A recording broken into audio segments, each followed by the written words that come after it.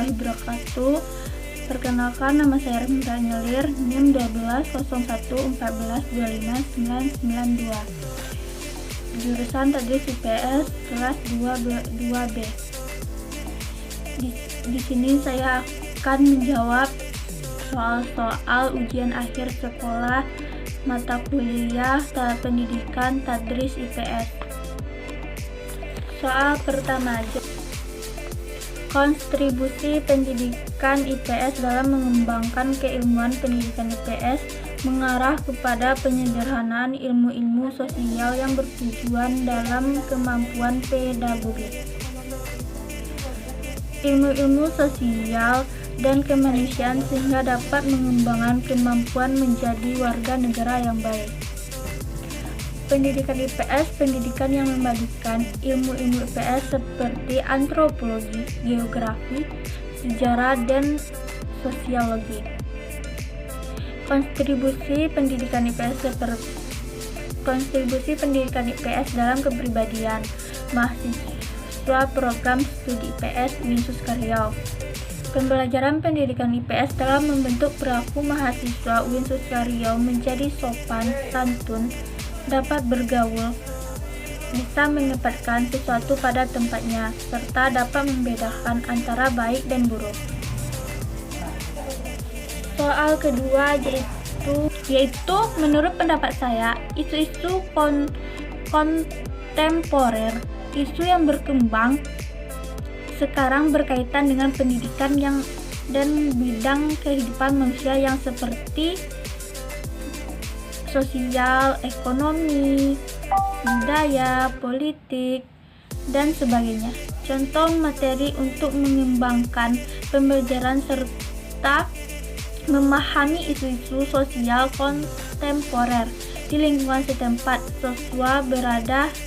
Kutipan tersebut bisa dipilih dan dikembangkan oleh guru sejarah di SMP dan sama SMA, terutama ketika sedang mengembangkan proses pembelajaran IPS berbasis kompetensi dengan menggunakan isu-isu sosial kontemporer yang terjadi secara lokal maupun nasional.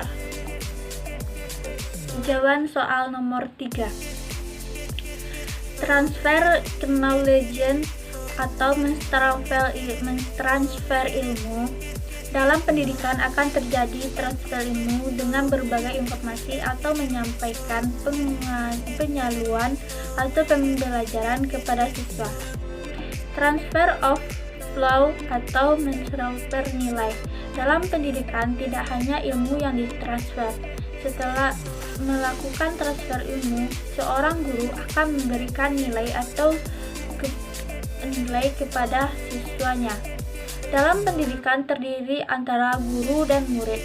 Sang guru akan memberikan atau mentransfer ilmu kepada muridnya. Setelah disampaikan, seorang guru menilai bagaimana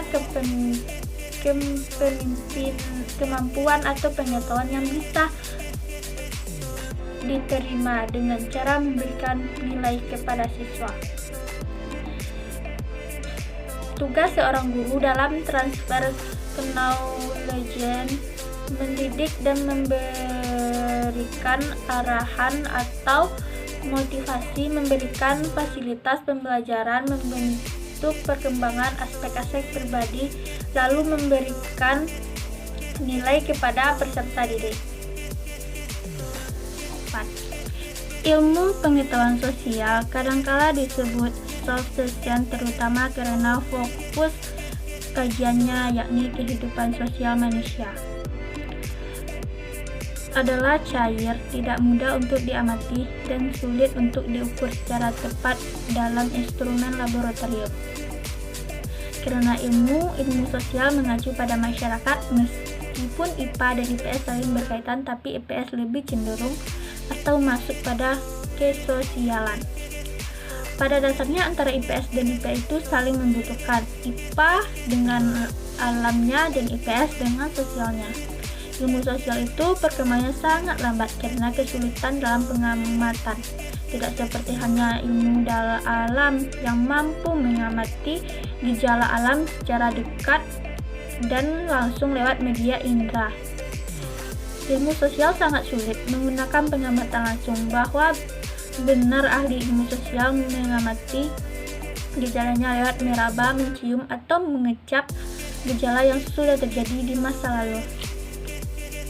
Jawaban nomor 5. Menempatkan siswa sebagai mitra pembelajaran dan pengembangan materi. Pembelajaran dapat digunakan oleh guru IPS SD dalam mengembangkan keterampilan sosial. Keterampilan sosial memperoleh, mengelola, dan memanfaatkan informasi untuk memberdayakan diri dapat dilakukan melalui proses pembelajaran di kelas.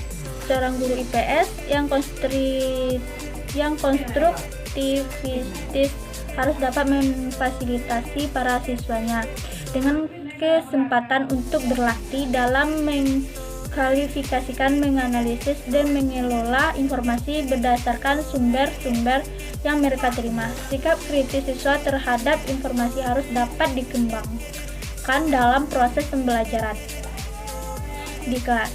Dalam memberikan tugas kepada siswa-siswanya, hendaklah guru yang konstruktivistis menggunakan terminologi kognitif seperti prediksi, kualifikasi, dan analisis.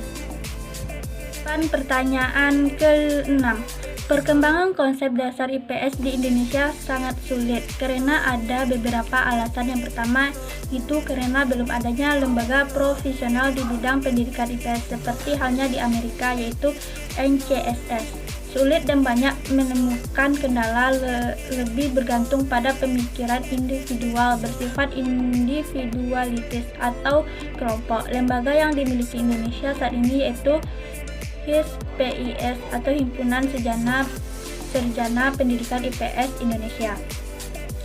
IPS, perbedaan perkembangan IPS di Indonesia dan luar negeri. IPS di luar negeri lebih dikenal dengan social students, social edition, social student edition, dan sebagainya.